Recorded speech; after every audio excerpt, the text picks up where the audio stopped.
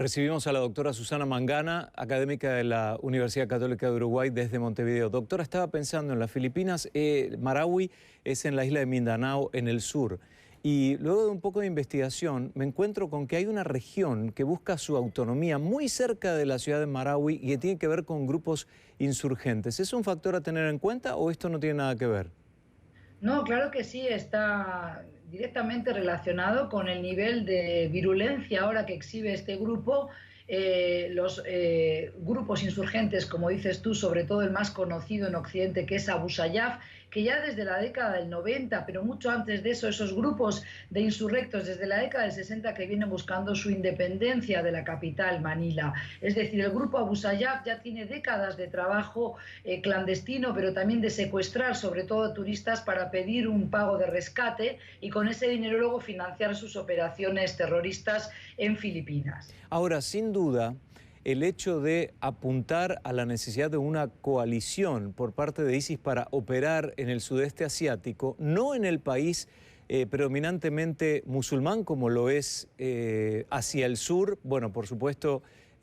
por un lado tenemos Malasia, pero fundamentalmente Indonesia. Yo me pregunto, habla un poco de la debilidad, aunque el deseo de tener presencia en el sudeste asiático de ISIS. Sí, claro, o sea, el autoproclamado Estado Islámico es una utopía, ya lo hemos dicho contigo en innumerables ocasiones, Guillermo. No es posible imaginar que puedan gobernar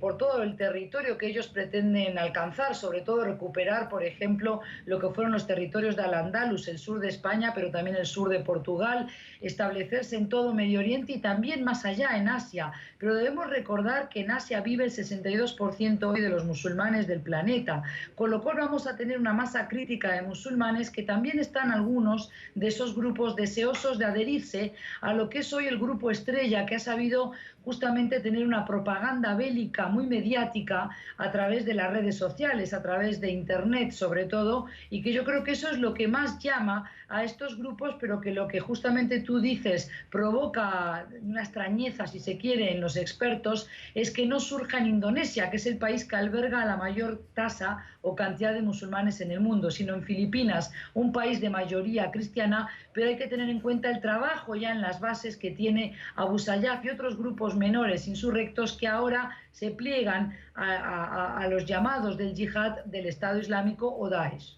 Pasemos ahora hacia el área de Medio Oriente. El conflicto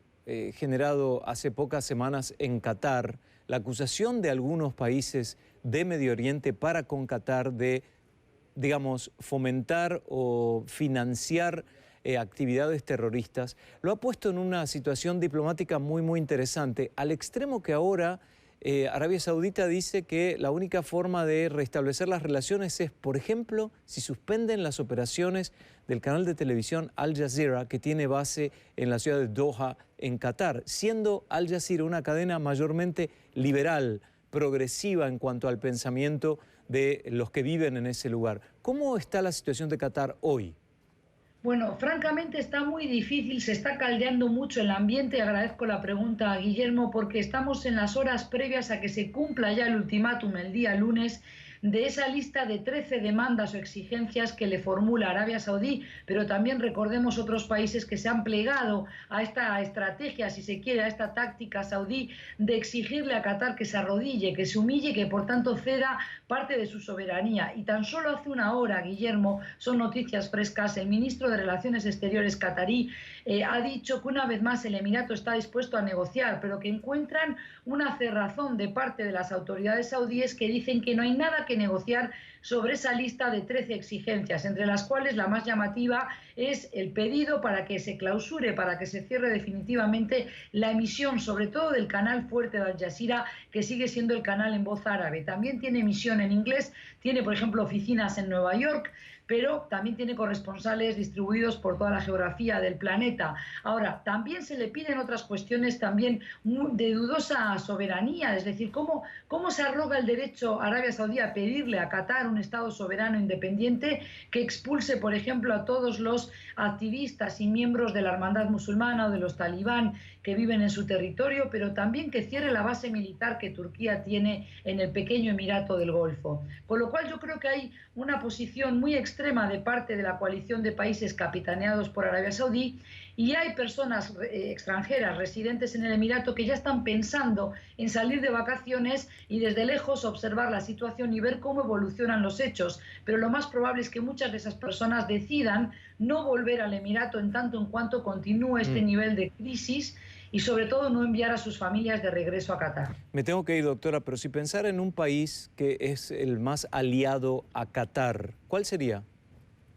En estos momentos cabe pensar en Turquía, pero también en Estados Unidos. Estados Unidos no se puede dar el lujo, Guillermo, de tener otro frente bélico abierto en el Golfo, en Oriente Medio, teniendo otros conflictos, y además porque tiene allí más de 10.000 efectivos militares en la base aérea más grande, la base militar más grande que tiene Estados Unidos en Oriente Medio. No es un detalle mínimo, detalle muy, muy importante. @Susana Mangana en redes sociales para sus comentarios. Gracias, doctora. Buenas tardes.